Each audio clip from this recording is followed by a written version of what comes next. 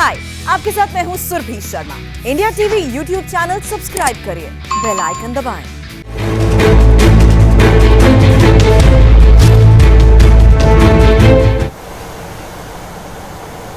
बचपन में आपने एक कहानी जरूर सुनी होगी। एक राजा था जो अपनी जनता पर खूब जुल्म करता था। जो कोई उसका विरोध करता उसको जेल में डाल दिया जाता। राजा के फरमानों ने जनता को डरा रखा था। इस कहानी को आजाद हिंदुस्तान ने 21 महीने तक झेला था। साल 1975। देश को आजाद हुए महज 28 साल हुए थे। 1962, 1965 और 1971 तीन युद्ध झेलने के बाद हिंदुस्तान ने अपने पैरों पर खड़े होकर दौड़ना शुरू ही किया था कि उसके पैरों में इमरजेंसी की बेड़ियां डाल दी गईं। 26 जून 1975, आज से ठीक 46 साल पहले भारतीय लोकतंत्र को सबसे गहरी चोट दी गई, जिसकी कई फाइलों को आज तक बंद रखा गया। इमरजेंसी के राज आज एक एक करके पूरे देश के सामने रखे जाएंगे।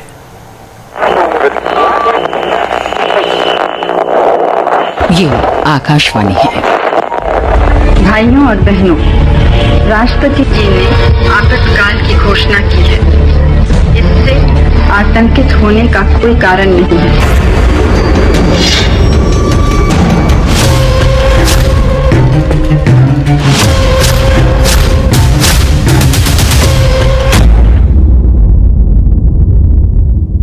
आज की पीढ़ी में जो 20, 22, 25 साल के नौजवान होंगे, उनको अगर पूछा जाए कि आपातकाल कैसा था, ज्यादा उसको पता नहीं होगा। देश ने कभी सोचा तक नहीं था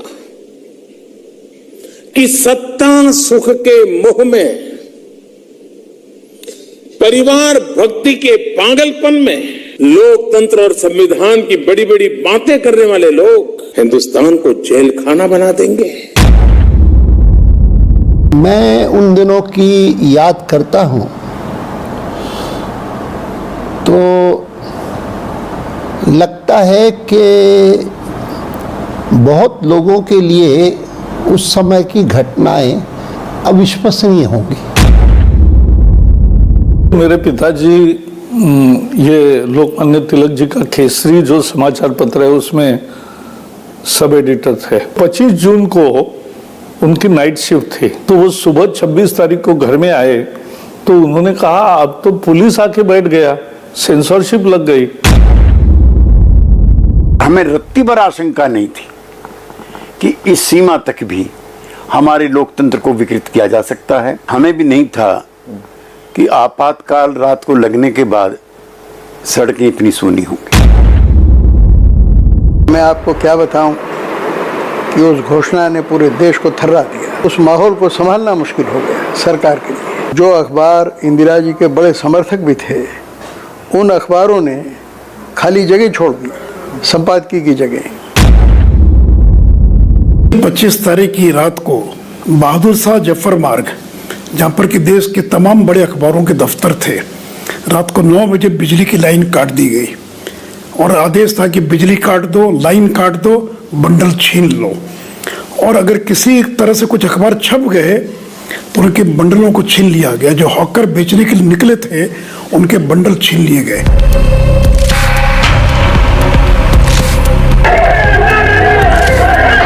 इमरजेंसी के 46 साल देश को आज भी याद है एक एक बात।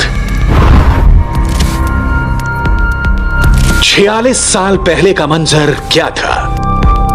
25 जून 1975 की सुबह एक सफदरजंग रोड पर क्या हुआ था? 25 जून 1975 की रात किसकी मीटिंग हुई थी? आधी रात को क्या हुआ था? 26 जून 1975 की सुबह देश को कैसे इमरजेंसी शॉक लगा था? इंदिरा गांधी की ब्लैक एंड व्हाइट और कलर तस्वीरें तो बहुत सारी हैं, मगर इस एक तस्वीर के मायने बेहद खास हैं। 46 साल पहले सोफे पर इंदिरा गांधी बैठी थी। उनके चेहरे पर गुस्से का भाव था। टेबल पर 2 माइक लगे थे और देश को बहुत बड़ा सदमा लगने वाला था। ये इमरजेंसी का सबसे बड़ा सबूत है। इसी सोफे पर बैठकर इंदिरा ने देश को संबोधित किया था। ये आकाशवाणी है। भाइयों और बहनों, राष्ट्रपति जी ने आपातकाल की घोषणा की है। उस दौर में आकाशवाणी को यूं ही इंदिरा वाणी नहीं कहा जाता था। उसके पीछे की भी एक कहानी है। एक कहानी इस तस्वीर में पीछे की तरफ लिखे नारे की भी है। स्टेज पर पीछे लिखा था, सिंहासन खाली करो कि जनता आती है। ये नारा दिल्ली के रामलीला मैदान में गूंजा। इस रैली को यूं ही mother of all political rallies नहीं कहा जाता। स्टेज पर खड़े होकर इंदिरा को जयप्रकाश नारायण से ओपन चैलेंज मिला था और इसी नारे की गूंज सुनकर डरी सहमी इंदिरा गांधी सरकार ने 25-26 जून 1975 की आधी रात को आपातकाल का ऐलान कर दिया। आज 46 साल पहले की एक एक घटना, एक एक बात सुननी जरूरी है। आज कुछ नई गवाहियां होंगी, कुछ पुरानी गवाहियां होंगी।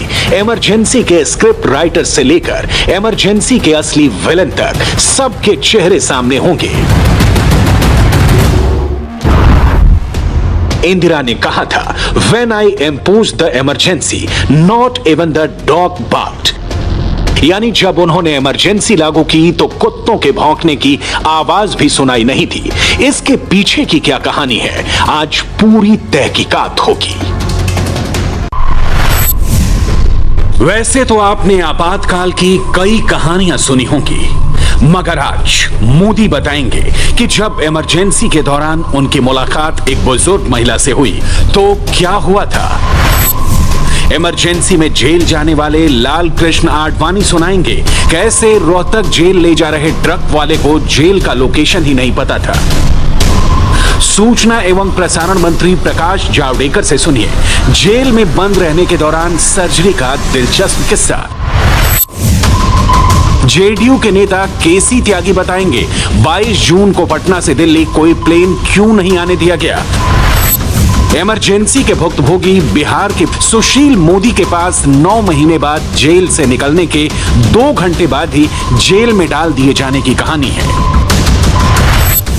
आपातकाल का टॉर्चर झेल चुके वरिष्ठ पत्रकार वेद प्रताप वैदिक से सुनिए हर शनिवार और रविवार को इंदिरा गांधी के यहां ब्रीफकेस में क्या जाया करता था। लेकिन सबसे पहले बात उस बंगले की जहां से इन सारी कहानियों की शुरुआत होती है। 46 साल पहले इमरजेंसी की पूरी पटकथा दिल्ली के इसी एक सफदरजंग रोड पर मौजूद बंगले पर लिखी गई थी। यह स्क्रिप्ट क्यों लिखी गई इसकी बात आगे करेंगे। पहले 25 जून के मुख्य किरदारों की बात करते हैं। इंदिरा गांधी के अलावा इस स्क्रिप्ट के 4 मेन कैरेक्टर थे। कैरेक्टर नंबर 1 पश्चिम बंगाल के तत्कालीन मुख्यमंत्री Siddhartha Shankar Ray. Character number 2 Sanjay Gandhi. Character number 3 उस वक्त के de facto home minister Om Mehta. और कैरेक्टर नंबर 4 इंदिरा गांधी के विशेष सहायक आर.के. धवन। 25 जून 1975 की सुबह अचानक पश्चिम बंगाल के सीएम सिद्धार्थ शंकर राय की फोन की घंटी बजी। इंदिरा गांधी के विशेष सहायक आर.के. धवन ने फोन पर कहा, मैडम प्राइम मिनिस्टर का बुलावा है। सिद्धार्थ शंकर राय इंदिरा से मिलने पहुंचे। इंदिरा गांधी मेज के सामने बैठी थी। खुफिया रिपोर्ट्स की फाइल उनके सामने थी। बंद कमरे में दोनों की बातचीत हुई और यहीं से इमरजेंसी की पूरी कहानी शुरू हुई। एक छोटा सा सुबह सुबह वो अपनी रेडियो पर अनाउंस करे श्रीमती गांधी कि आपातकाल की घोषणा हो गई है, कुछ लोगों को गिरफ्तार किया गया है। It's something unimaginable. इंदिरा 26 जून 1975 की सुबह अचानक रेडियो पर नहीं आई। रेडियो पर आने से पहले की तैयारी 25 जून को ही पूरी कर ली गई थी। देश में सियासी हलचल तेज थी। 12 जून 1975 को इलाहाबाद हाईकोर्ट का फैसला आ चुका था। इंदिरा गांधी के निर्वाचन को अवैध ठहरा दिया गया था। 24 जून 1975 को सुप्रीम कोर्ट से भी इंदिरा को राहत नहीं मिली। भ्रष्टाचार बहुत बड़ा मुद्दा था। इंदिरा राज में भ्रष्टाचार की सबसे चौंकाने वाली कहानी वरिष्ठ पत्रकार वेद प्रताप वैदिक ने सुनाई। बहुत गौर से सुनिएगा ये किस्सा। इंदिरा गांधी एक जबरदस्त प्रधानमंत्री थी। उनके जबरदस्त होने का एक दुष्परिणाम ये भी हुआ कि उस समय भयंकर भ्रष्टाचार हुआ। भ्रष्टाचार की एक बड़े पैमाने पर भ्रष्टाचार का प्रारंभ उसी ज़माने से हुआ कि जब मुख्यमंत्रियों को कहा जाता था कि इतने लाख रुपए हर इतवार को हर शनिवार को लाके यहाँ जमा कराओ। हर आदमी, सिपाही, अफसर, नेता बिना पैसे लिए काम नहीं करता था। ये सब उसी ज़माने में हो और प्रधानमंत्री के पास। अच्छा। हाँ, मुझे कई मुख्यमंत्रियों ने कहा उस ज़माने में कि हमको हर हफ्ते ले आके देना पड़ते हैं पैसे। तो एक तरह से राजनीति में जो बहुत सी बुराइयां शुरू हुई हैं भारत की, वो इंदिरा काल में ही शुरू हुई है और आपातकाल में विशेष तौर से। देश पर इमरजेंसी थोपने का डायरेक्ट कॉल इंदिरा गांधी का था, मगर उसे इंप्लीमेंट करने वाले एक दूसरे अहम कैरेक्टर संजय गांधी थे।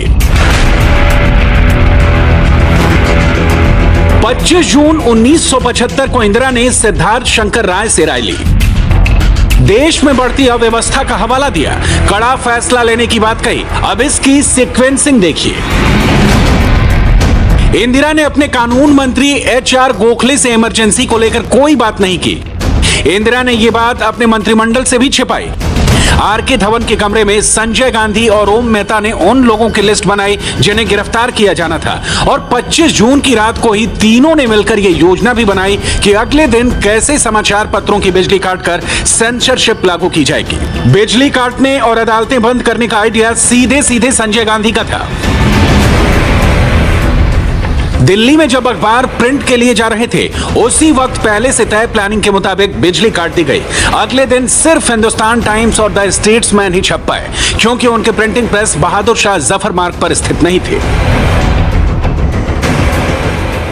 आपातकाल में ये जो सारे मीडिया के लोग हम लोगों को डराते हैं ना,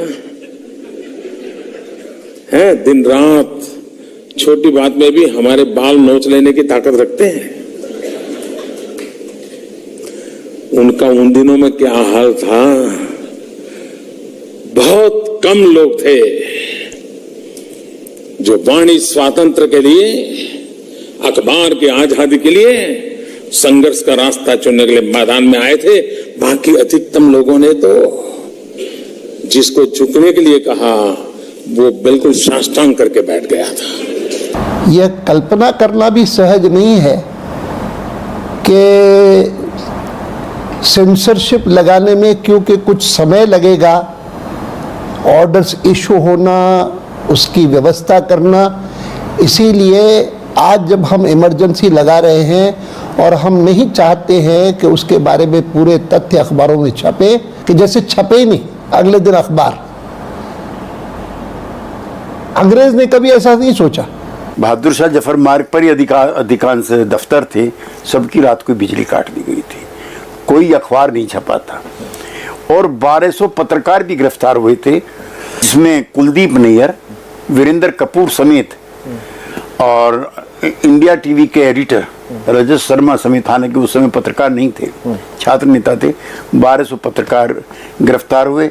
अखबारों पर संपूर्ण पाबंदी थी। प्रेस इन्फॉर्मेशन ब्यूरो के दफ्तर में जाकर के खबर दिखानी होती थी कि आज ये खबर हम लोग छाप रहे हैं। एक तो देखिए मरघट की शांति थी, इतना डर भय था कि कोई सड़क पर निकल नहीं सकता है। राजनीतिक दलों के ऑफिस में ताले बंद थे, कोई राजनीतिक गतिविधि, जुलूस नहीं निकल सकता, प्रदर्शन नहीं हो सकता है, कोई धरने पर नहीं बैठ सकता है, कोई बंद का आह्वान नहीं कर सकता है, किसी नेता का बयान अखबार में नहीं छपेगा।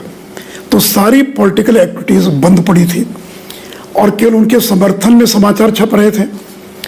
तो उनको और लोग एक से एक बढ़कर, जैसे मैंने कहा, ए इंदिरा तेरी शाम की जय, इंदिरा तेरे नाम की जय, जयकारे लग रहे थे। तो इंदिरा गांधी को लगा कि पूरे देश की जनता मेरे साथ है, और जिसको कहते हैं मरघट की शांति, पूरे देश में एक मरघट की शांति थी।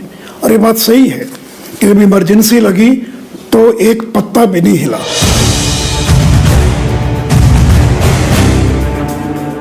इंडियन एक्सप्रेस ने 3 दिन बाद 28 जून 1975 को अपना पब्लिकेशन शुरू किया और इसी ब्लैंक एडिटोरियल के साथ इमरजेंसी का विरोध किया। इमरजेंसी के दौर में खुद कांग्रेस समर्थित अखबार भी आपातकाल का विरोध करना चाहते थे, मगर हर कोई इंदिरा गांधी का विरोध करने की हिम्मत नहीं जुटा पाया। कमोबेश पूरी मीडिया ही इंदिरा गांधी के सामने नतमस्तक हो चुकी थी। वरिष्ठ पत्रकार वेद प्रताप वैदिक के पास कुछ ऐसे ही दिलचस्प किस्से हैं। साइकिल चला रहा था मैं, साइकिल से नई दुनिया के दफ्तर गया। नई दुनिया कांग्रेस परस्त अखबार था, तो उसके संपादकीय मंडल की बैठक हो रही थी, मालिक लोग भी वहाँ थे।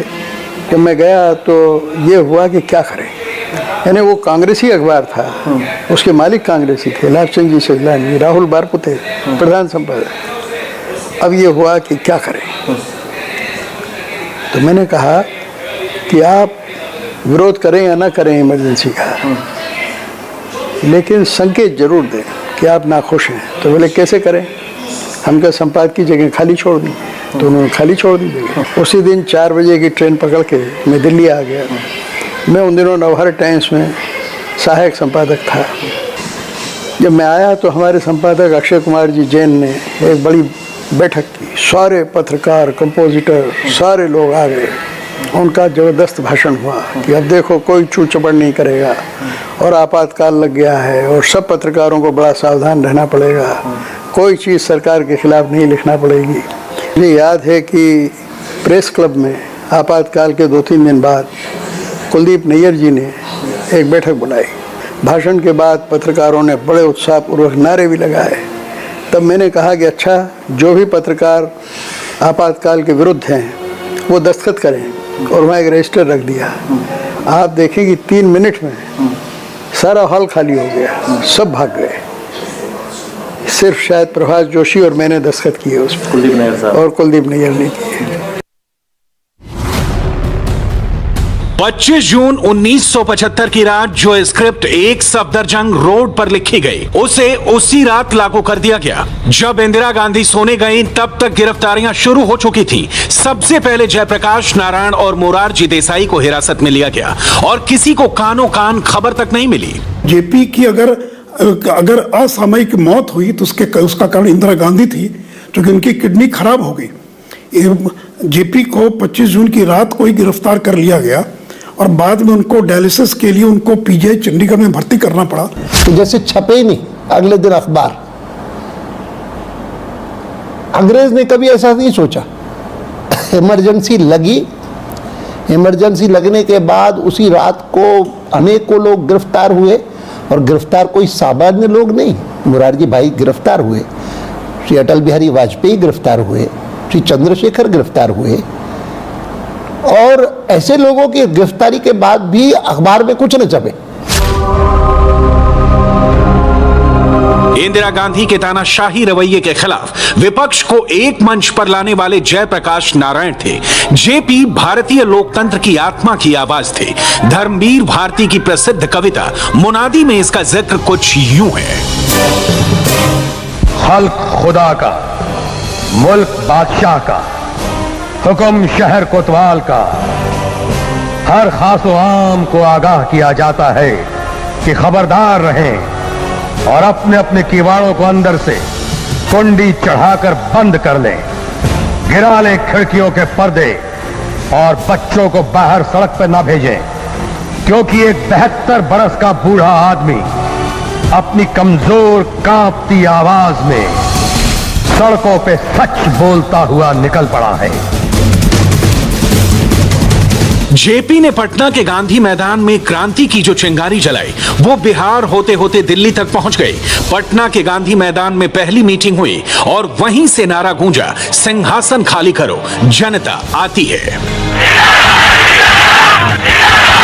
इंदिरा के मन में जेपी का खौफ इतना ज्यादा था कि 22 जून 1975 को पटना से दिल्ली किसी फ्लाइट की लैंडिंग ही नहीं हुई। सिर्फ और सिर्फ इंदिरा जी अपने राज्य को बचाने के लिए और अपने बेटे के राज्य को कायम करने के लिए गुजरात में जनता मोर्चे की सरकार बन चुकी थी, चिमन भाई पटेल हार चुके थे, बिहार का आंदोलन पीक पे था। जयप्रकाश नारायण के नेतृत्व में तमाम देश के नौजवान छात्र युवा संघर्ष समिति का गठन करके समूचे देश में सक्रिय हो चुके थे। इंदिरा हटाओ का कैंपेन जोर पकड़ने लगा। राष्ट्रीय स्तर पर एक कमेटी बनी जिसके मुरारजी भाई संयोजक बने और नानाजी उसके महामंत्री बने और तय हो गया कि तमाम देश में इंदिरा हटाओ रैली आयोजित की जाएंगी। ऐसी एक रैली 22 जून को रामलीला मैदान में तय की गई, लेकिन कांग्रेस पार्टी के नेताओं का हल्कापन देखिए कि पटना से कोई भी जहाज उस दिन दिल्ली नहीं आने दिया और वो रैली समाप्त हो गई। अब 25 जून की रैली की तैयारियां होने लगी रामलीला मैदान में और बगैर किसी साधन दिए, बगैर कोई बड़ी मुनादी कराए, लाखों की तादाद में रामलीला मैदान में लोग थे और इतने लोग बाहर थे। जयप्रकाश नारायण, मोरारजी भाई, अटल बिहारी वाजपेयी, लाल कृष्ण आडवाणी, मधु लिमये, राजनारायण, पीलू मोदी और सबसे महत्वपूर्ण गिरफ्तारी थी चंद्रशेखर जी की। चंद्रशेखर जी इंदिरा गांधी जी के करीबी थे और कांग्रेस वर्किंग कमेटी के मेंबर थे। वो निरंतर प्रयासरत थे कि इंदिरा जी और जयप्रकाश जी की तकरार नहीं होनी चाहिए, चूंकि वे इसके नतीजों को जानते थे। जब उन्होंने इंदिरा जी और इनमें तालमेल कराने का प्रयास किया तो इंदिरा जी इनके भी खिलाफ हो गई और 25 तारीख की रात को चंद्रशेखर जी, जो कांग्रेस पार्टी के वर्किंग कमेटी के मेंबर हैं, उन्हें भी गिरफ्तार कर लिया। इंदिरा गांधी ने सिर्फ 3 लोगों की गिरफ्तारी की अनुमति नहीं दी थी। वो 3 नाम थे तमिलनाडु के नेता कामराज, बिहार के गंगा शरण सिन्हा और पुणे के नेता SM जोशी।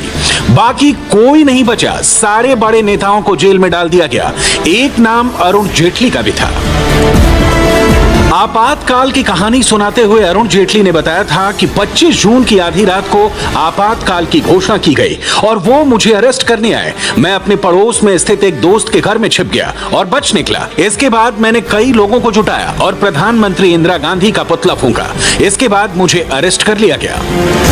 अरुण जेटली 19 महीनों तक जेल में रहे। वेंकैया नायडू 17 महीने, लाल कृष्ण आडवाणी 19 महीने, अटल बिहारी वाजपेयी भी कई महीनों तक जेल में रहे। रविशंकर प्रसाद 1 साल तक जेल में रहे। इसी से जुड़ी एक कहानी पूर्व केंद्रीय मंत्री विजय गोयल के पास भी है। जब 25 जून की रात अचानक उनके घर का दरवाजा खटखटाया और पुलिस ने दस्तक दे दी। 26 से पहले 25 जून की आधी रात को मेरे घर के दरवाजे पर दूर दूर से दस्तक हुई थी। मेरी माँ उठी, उसने देखा जाली के दरवाजों में से कि बाहर पुलिस खड़ी हुई थी जी। उसने मेरे पिताजी को कहा पुलिस आई है जी। मेरे पिता उस समय भारतीय जनसंघ के उपाध्यक्ष थे जाके, तो उन्होंने सोचा कि हो सकता है कोई प्रदर्शन या उसके कारण गिरफ्तार करने आई होगी, 1-2 दिन के अंदर छूट जाएंगे जाके जी। पिताजी को जो वो गिरफ्तार करके ले गए, उसके बाद 19 महीने के बाद वो जेल, अब 19 महीने के बाद जेल से लौटे थे वो जाके। तब तक उनका पता नहीं था, उनको अंबाला जेल के अंदर रखा गया था, मीसा के अंदर जाकर जी। तो अगले दिन हमने, अरुण जेटली, मैंने, रजत शर्मा जी ने, सबने मिलकर एक दिल्ली विश्वविद्यालय के अंदर जुलूस निकाला जाकर जी। इसलिए निकाला कि हम विरोध कर रहे थे इस बात का, इमरजेंसी का, पर हमें यही नहीं मालूम था इमरजेंसी है क्या जी। मैं और मेरे साथी थे रजत शर्मा, हम लोग छात्र नेता थे और उस समय हम जो ये इमरजेंसी लगी तो हम 2 अखबार निकालते थे। एक का नाम था मिनी मदरलैंड, क्योंकि मदरलैंड बड़ा अखबार हुआ करता था, दूसरे का नाम था मशाल, और हम इसको रातों रात साइक्लो स्टाइल करते थे। साइक्लो स्टाइल के करने के बाद इसको हम लुक छुप कर बांटा करते थे। एक अखबार आता था जनवानी, वो जनवानी सब जगह छपा करता था। छपने के बाद उसको कॉफी हाउस, कनॉट प्लेस, इन सब बांट के कर हम भाग जाया करते थे जी। और हमने ये देखा इस बात के लिए कि हमारी लुक छुप कर, हम लोगों ने वेश अपने बदल लिए थे, लुक छुप कर हम लोग इसका विरोध करते थे। तब एक ही सिर्फ साधन था जिससे इमरजेंसी में सही खबरें मिलती थी, वो था BBC जी। BBC रात को लोग 8 बजे कान पे लगाते थे कि आज पता चलेगा कितनी जातियां हुई हैं, कितने लोगों को गिरफ्तार किया गया है, आगे सरकार का क्या क्या प्रोग्राम होने वाले हैं। तुर्कमान गेट के ऊपर बुलडोजर चला दिए गए उस समय के ऊपर, क्योंकि वहां कुछ एनक्रोचमेंट या दूसरे चीजें बनी हुई थी जिसको नहीं चाहते थे। अरे उस समय तो हालत ये थी कि जिसकी नजर भी कांग्रेसी की किसी बिल्डिंग पे पड़ जाए और उनको ठीक नहीं लगे उसको बुलडोजर चलाते थे। और दुकानदारों को इतना फोर्स किया गया कि अगर आपने अपने यहाँ की सामने रेट लिस्ट नहीं लगाई तो हम आपको उठा के जेल के अंदर डाल देंगे। यानी अपील, दलील और वकील तीनों की कोई जगह नहीं थी इमरजेंसी के अंदर।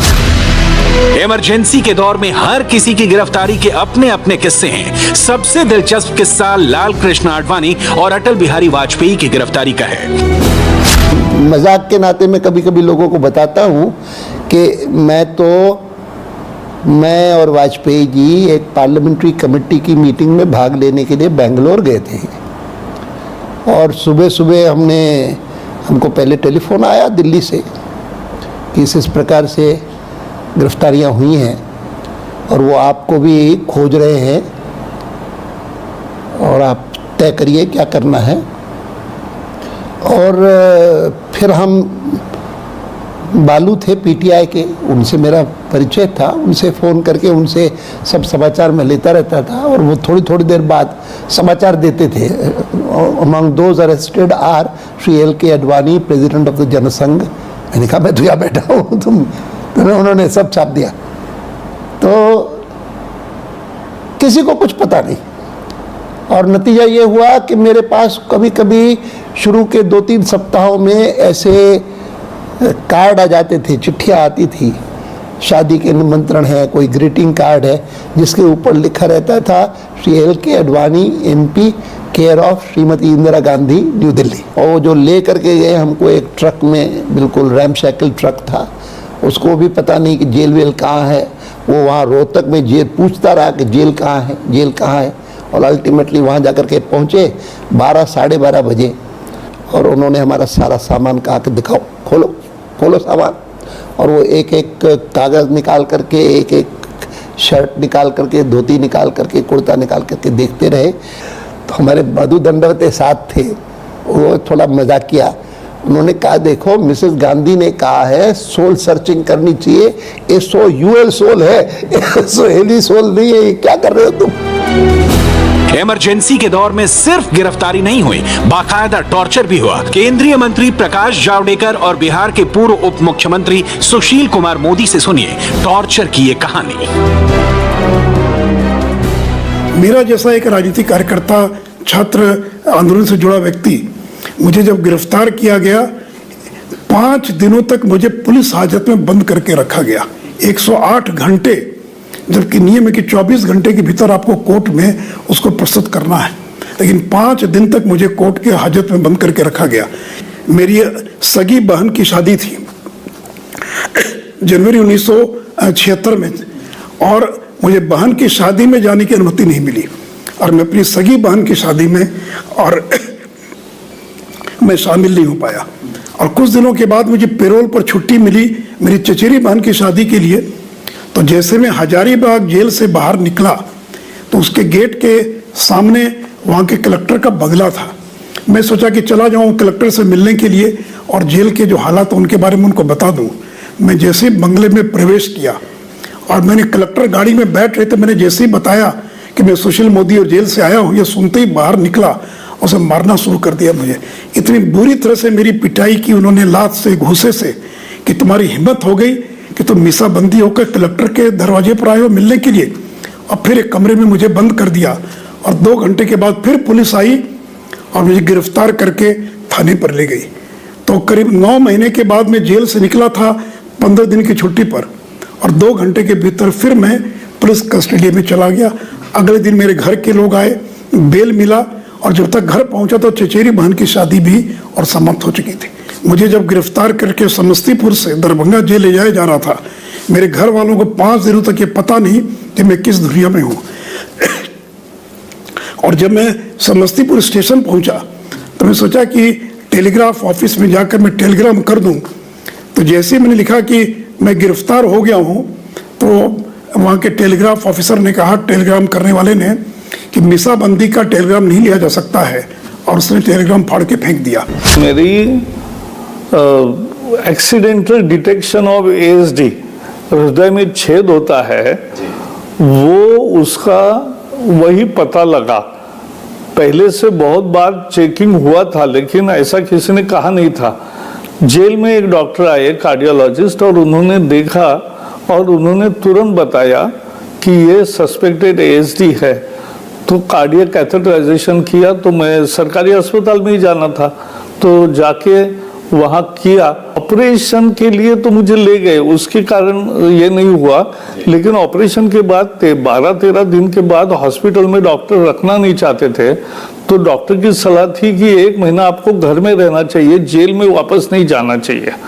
तो इसलिए पैरोल मांगा था, लेकिन सरकार ऐसी दुष्ट थी कि वो पैरोल भी नहीं दे रही थी। 1 महीने के लिए पैरोल मांगा था, वो भी नहीं दिया। फिर हॉस्पिटल से जेल में ठीक रहेगा ऐसा समझकर मुझे डॉक्टर ने फिर ऑपरेशन में भेजा, हॉस्पिटल में भेजा। तब जाके बहुत लोग गुस्सा हो गए और पैरोल के लिए फिर सब लोगों ने प्रयास किए। वही एक तरह से आंदोलन हुआ और फिर मुझे 15 जुलाई को पैरोल मिला और 15 अगस्त को मैं फिर से बंदी बन के आज़ादी के दिन पर मैं फिर से जेल में वापस लौटा। आपातकाल में टॉर्चर स्टोरी की तलाश करते करते हमें यह भी पता चला कि जेल में बंद रहने के दौरान राजनीतिक कैदियों के साथ कैसा व्यवहार होता था। विश्व हिंदू परिषद के अध्यक्ष आलोक कुमार से सुनिए जेपी के साथ जेल में क्या हुआ। 82 साल के जगत नारायण के साथ क्या हुआ, आप भी चौंक जाएंगे। 82 वर्ष के जगत नारायण जी का एक किस्सा बताना है। वो पंजाब केसरी के मालिक और संपादक थे। जेल में बहुत बीमार हो गए थे, लगा कि मर भी सकते। तो सरकार ने सोचा कि इनको छोड़ देते हैं, अपने ऊपर पाप ना आए। उनसे कहा कि अगर आप लिख कर दे दें कि बाहर जाकर कोई आपत्तिजनक काम नहीं करेंगे तो हम छोड़ देंगे। जगत नारायण जी ने लिखवाया, मैं सत्य के मार्ग पर चलता हूँ। मैं आज तक सत्य के मार्ग पर चला हूँ। जेल से छोड़ देंगे तो भी सत्य के मार्ग पर चलूंगा। आपत्तिजनक कुछ नहीं करूंगा, पर अब तक जीवन में जो किया है वह सब मैं आगे करूंगा। सरकार ने उन्हें नहीं छोड़ा, वो छूटना भी नहीं चाहते थे और जेल भुगतते रहे। जयप्रकाश बाबू ऐसी जगह रखा था जहां रोशनदान से भी रोशनी नहीं आती थी। उनको अखबार की सुविधा दी गई थी। उन्होंने पूछा, बाकी बंदियों को अखबार मिलता है? कहा कि नहीं मिलता है। वो अकेले थे, सूरज की रोशनी दिखती नहीं थी, कोई बात करने वाला नहीं था। अखबार ऐसे समय में अच्छा मित्र होता है। पर जयप्रकाश बाबू ने कहा, अगर बाकियों को नहीं मिलता है तो मैं भी नहीं पढ़ूंगा। 46 साल पहले इमरजेंसी के वक्त एक शख्स जो सबसे ज्यादा पावरफुल था वो थे संजय गांधी। हर चीज की चाबी उन्हीं के पास थी। निशाने पर सिर्फ इंदिरा गांधी के पॉलिटिकल विरोधी नहीं थे, बल्कि फिल्म इंडस्ट्री को भी दबा दिया गया था।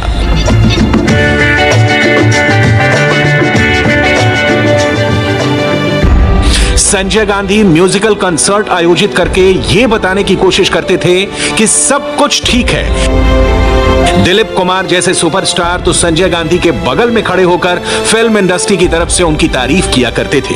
एक सैंपल देखिए। अपनी तमाम इंडस्ट्री की तरफ से, आप तमाम हजरात की तरफ से संजय गांधी साहब से दरख्वास्त करता हूं कि वो चंद लफ्ज इस फंक्शन से पहले, इस फंक्शन के शुरू होने से पहले आपसे इरशाद फरमाएं। संजय गांधी साहब।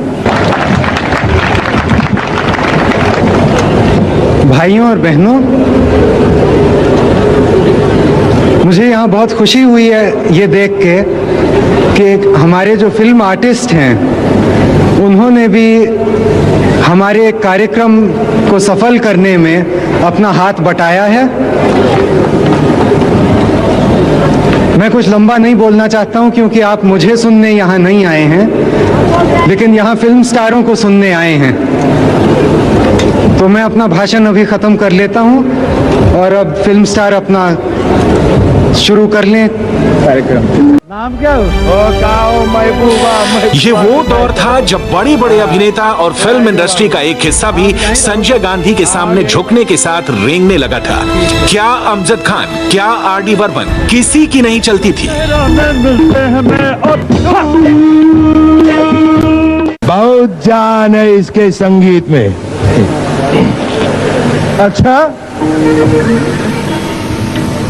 ये देखो भाई, ये बॉम्बे के वासी है ना, जाने कौन चक्की का पिसा आटा खाते हैं रे।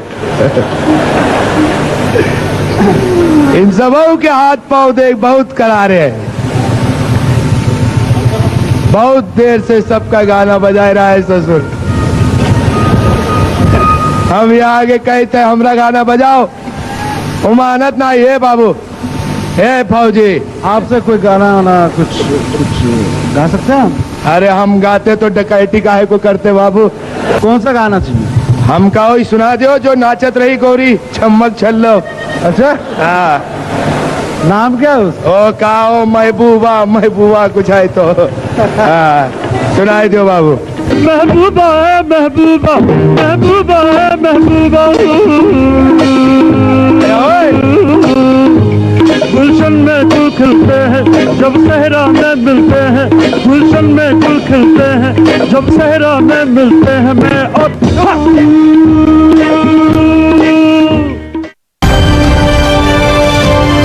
मगर जिन अभिनेताओं ने विरोध किया उन्हें दिक्कत हुई।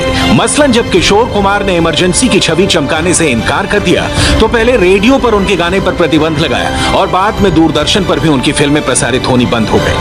विजय आनंद, फिरोज खान, अमोल पालेकर और अभिनेता आत्माराम के साथ भी ऐसा ही किया गया। नसबंदी नाम की फिल्म को रिलीज नहीं होने दिया गया। इमरजेंसी में बनी फिल्म किस्सा कुर्सी का पर भी बैन लगा दिया गया। संजीव कुमार की फिल्म आंधी पर भी पाबंदी लगा दी गई। और जो इस प्रकार के नेचर के लोग रहते हैं ना, कितने भयभीत होते हैं जी। कोई मुझे बताए किशोर कुमार का क्या गुना। जानते हैं किशोर कुमार को? जानते हो ना? आपको मालूम है उनके साथ क्या हुआ था? बहुत कम लोगों को पता है। किशोर कुमार फिल्म इंडस्ट्री के अच्छे पार्श्व गायक। उस समय कांग्रेस ने कहा हमारे यहां गाने बजाने के लिए आ जाओ। उनको लगा ये भी गाने बजाने में जुड़ जाएंगे। उन्होंने कहा ये काम हम नहीं करेंगे। बस उनका इतना ही गुना था कि देश के रेडियो पर से, उस समय टीवी नया नया शुरू हुआ था, सब जगह पे किशोर कुमार, छुट्टी, एंट्री नहीं मिली। लंबे अरसे के बाद एक आंधी फिल्म बनी। ये इतने भयभीत हो गए कि शायद आंधी फिल्म भी उनका जीना मुश्किल कर देगी। उस पर भी प्रतिबंध लगा दिया। एक कहानी मशहूर हिंदी फिल्म शोले की भी है। इमरजेंसी के दौर में इस फिल्म का क्लाइमेक्स ही चेंज कर दिया गया। फिल्म के निर्देशक रमेश सिप्पी को सुनिए। हम तैयारियां कर रहे थे रिलीज के लिए, लेकिन रिलीज में एक बहुत इंपॉर्टेंट पॉइंट है जिसको आप पार नहीं करेंगे तो आप रिलीज नहीं कर सकते, और वो है सेंसरशिप। अगर सेंसर सर्टिफिकेट आपके पास ना हो तो आप रिलीज कर ही नहीं सकते। तो जब फिल्म तैयार हुई और प्रेजेंट हुई सेंसर्स को, तो उन्होंने ये कहा कि आपने गब्बर सिंह को मार दिया। एक पुलिस ऑफिसर ने गब्बर सिंह को मार दिया। तो ये तो नहीं हो सकता। पुलिस ऑफिसर अरेस्ट करता है क्रिमिनल्स को और फिर वो उनका ट्रायल होता है और जज फैसला करता है कि सजाए मौत होगी या उम्र कैद होगी या जो भी होगा। तो आप वो how can he take a personal revenge by his killing. तो ये काफी बहस हुई इस पर। ये सब कुछ सिर्फ एक इंसान के इशारों पर हो रहा था। नाम था संजय गांधी। वो दौर ही ऐसा था कि संजय गांधी को टोकने की हिम्मत तक कोई नहीं कर पाता था। कुछ और कहानियां सुनिए। बहुत से किस्से मशहूर थे, यहाँ तक कि संजय गांधी ने इंदिरा गांधी को लपड़ भी मार दिया। यहाँ तक कि मिनिस्टर लोग इंदिरा जी के यहाँ जाने से डरते थे कि संजय गांधी अगर दिख गया तो पता नहीं उनके साथ वो क्या बर्ताव करेगा। संजय गांधी से कभी मेरा संपर्क हुआ नहीं। एक बार उसने मुझसे मिलने की इच्छा भी जाहिर की, लेकिन मैंने मना कर दिया। समाचार पत्रों में इंदिरा जी और संजय गांधी के अलावा न किसी का वक्तव्य छपता था, न किसी की तस्वीर छपती थी। जो नेता गिरफ्तार हुए थे उनके नाम तक भी ठीक से नहीं छपते थे। और एक पति पत्नी भी आपस में राजनीतिक विषयों पर चर्चा करते हुए कतराते थे। ऐसे भय और आतंक और कानाफूसी के माहौल में हम जेल से बाहर आए। इमरजेंसी के वक्त इंदिरा गांधी को लगता था कि वो सबसे सुप्रीम है और उन्हें कोई भी विरोधी टक्कर नहीं दे सकता। सबको जेल में डालने का मकसद भी यही था। लेकिन तब तक जनता जनार्दन तय कर चुकी थी। इंदिरा की किस्मत का फैसला हो चुका था। 1977 में चुनाव हुए, कांग्रेस को करारी हार मिली और खबर छपी कि जनता की जीत हुई। इससे जुड़े दो किस्से प्रधानमंत्री मोदी और बीएचपी के अध्यक्ष आलोक कुमार से सुनिए। मुझे बराबर याद है, मैं आपातकाल में काफी कुछ जिम्मेवारी देखता था। तो एक बार मैं बस से जा रहा था, चुनाव डिक्लेयर हो चुका था। कुल मिलाकर के अरेस्ट वगैरह करने का मामला थोड़ा ठंडा हुआ था। बस में एक अनपढ़ महिला, वृद्ध महिला, वो कंडक्टर के साथ झगड़ा कर रही थी बस में। मैं बड़ा गौर से सुन रहा था, झगड़ा किस बात का था। तो वो वृद्ध मां कंडक्टर को कह रही थी कि मुझे नोट जरा अच्छी दो। कंडक्टर कहता नहीं, अच्छी नोट है, क्या खराब है। नहीं, बोले जरा कड़क नोट चाहिए, एकदम जरा नई हो तो दो ना। बोले ये जरा ऐसी हो गई है। अरे बोले चलती है, क्या है माँ तुम परेशान करते हो, तुमको किसने समझा दिया कि नई नोट चलती है। नहीं नहीं भाई, बोले मैं जानती हूँ नई नोट चलती है, लेकिन आज मेरे गांव में एक जनसभा है, बाबू भाई जसभाई पटेल जाने वाले हैं। मैं ये आजादी की लड़ाई में 1 रुपया डोनेट करना चाहती हूँ, मुझे नई नोट चाहिए। ये अपने कानों से जब मैंने सुना, उस दिन मैंने तय कर लिया था कि लोकतंत्र कभी पराजित नहीं हो सकता है। जिस देश की एक गरीब मां, एक गरीब वृद्ध मां लोकतंत्र के प्रति इतनी समर्पित भाव से जब एक नोट के लिए, और वो भी दान में देने के लिए, उसी दिन मुझे लगा कि भारत के लोकतंत्र की एक बहुत बड़ी ताकत है। इंदिरा जी को लगा होगा कि 19 महीने से सब दफ्तर बंद है, राजनीतिक गतिविधि बंद है, अखबार केवल उनकी प्रशंसा छाप रहे, तो उन्होंने चुनावों की घोषणा कर दी। मुझे ध्यान है कि जब चुनाव आए थे तो शुरू में थोड़ा सावधानी बताई गई थी। ये कहा था कि बहुत आशाएं मत जगाना, 19 महीने से हमारा काम बंद था और इसलिए चुनावों में कितना कर पाएंगे पता नहीं। उस समय टेलीविज़न पर इस तरह से समाचार नहीं आते थे, तो इंडियन एक्सप्रेस और बाकी अखबारों ने बाहर एक ब्लैक बोर्ड लिखाया हुआ था और उस ब्लैक बोर्ड पे समाचार आते थे।